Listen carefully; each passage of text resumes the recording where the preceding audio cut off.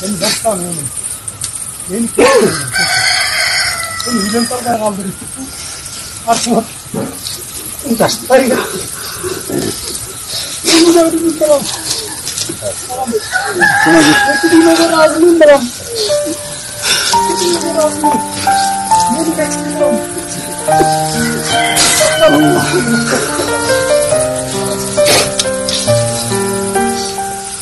Menin başımды kesip koyuşuңар мүмкүн, но бирок тилимди кесе албайсыңар. Бул менин мыйзамдуу укугум. Эгерде менин сөзүм жакпаса, кулağыңарды жаап отургула.